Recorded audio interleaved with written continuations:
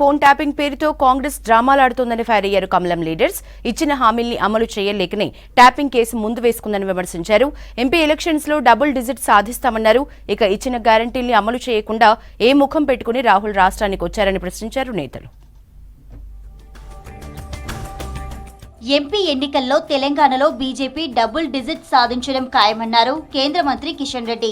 రాష్ట్రానికి రాహుల్ గాంధీ ఏం మొహం పెట్టుకుని వస్తున్నారని ప్రశ్నించారు. అసెంబ్లీ ఎన్నికల్లో కాంగ్రెస్ పార్టీ ఇచ్చిన గ్యారంటీలకు దిక్కులేదని విమర్శించారు.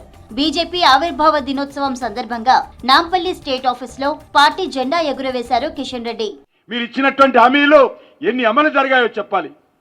హామీలు మాత్రం అమలు జరగలేదు కానీ హామీల గురించి పెద్ద పెద్ద ప్రకటనలు చేస్తూ ఉన్నారు, పెద్ద పెద్ద సభలు పెడతా ఉన్నారు, ప్రచారం మాత్రం చేస్తూ ఉన్నారు.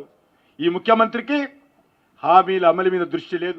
ఫోన్ ట్యాపింగ్ తో బీఆర్ఎస్ నేతలు దేశ ద్రోహానికి పాల్పడ్డారని ఆరోపించారు బీజేపీ ఎంపీ లక్ష్మణ్. బాధ్యులు ఎవరైనా వదిలే ప్రసక్తే లేదన్నారు. దుబ్బాక, హుజూరాబాద్, మునుగోడు ఎన్నికల్లో ఫోన్ ట్యాపింగ్ చేశారన్నారు. ట్యాపింగ్ ఇష్యూపై రాజ్ భవన్ లో గవర్నర్ ను కలిసి ఫిర్యాదు చేశారు బీజేపీ నేతలు. సిబిఐ ఎంక్వైరీ చేస్తే ఎవరి జరిగినాయి అన్ని అందరి నాయకులు జరిగినాయని చెప్తున్నారు. ఇవాళ అందరి ఫోన్లు కూడా ట్యాప్ అయ్యాయని చెప్తున్నారు.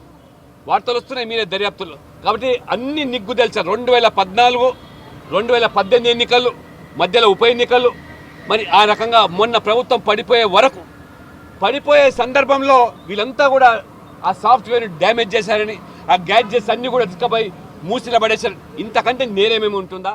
ఫోన్ ట్యాపింగ్ పేరుతో కాంగ్రెస్ డ్రామాలు ఆడుతోందని విమర్శించారు బీజేపీ ఎంపీ బండి సంజయ్.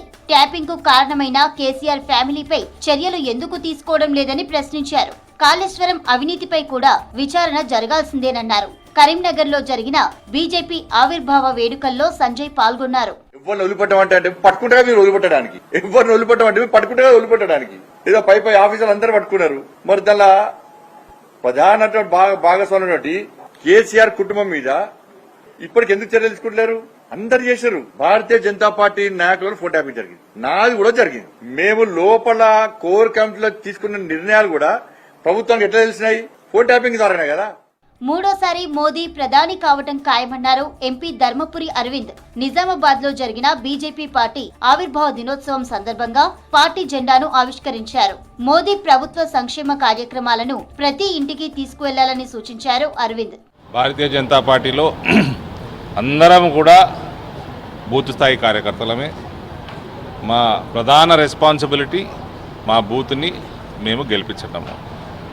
కాబట్టి యావత్ పార్లమెంట్ నియోజకవర్గంలో ఉన్న కార్యకర్తలందరికీ కూడా కాంపిటీషన్ పెట్టుకొని మేరా బూత్ సబ్సే మజ్బూత్ అన్న ధోరణితోటి ఈ నెల రోజులు పనిచేసి బీజేపీకి అత్యధిక మెజారిటీ తమరి బూత్లో తెచ్చుకోవాలన్న ఒక కాంపిటేటివ్ స్పిరిట్ తోటి ఈ ఎలక్షన్లు చేయాలని అందరినీ కూడా కోరుతా ఉన్నాను. అసెంబ్లీలో ఇచ్చిన గ్యారంటీలకే దిక్కులేదన్నారు బీజేఎల్పీ నేత Eleti Maheshwar Reddy.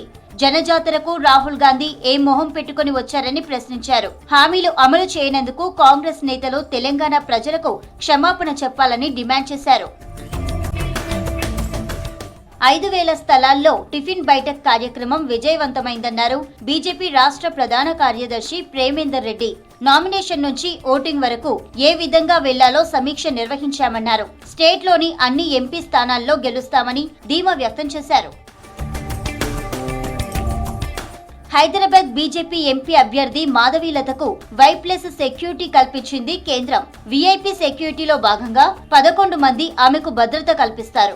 6 CRPF personal security ఆఫీసర్లు మాధవీలత వెంట ఉండనుండగా మరో 5 గార్డులు ఇంటి దగ్గర సెక్యూరిటీగా ఉంటారు. మాధవీలత హైదరాబాద్ లో అసదుద్దీన్ ఓవైసీతో తలపడుతున్నారు.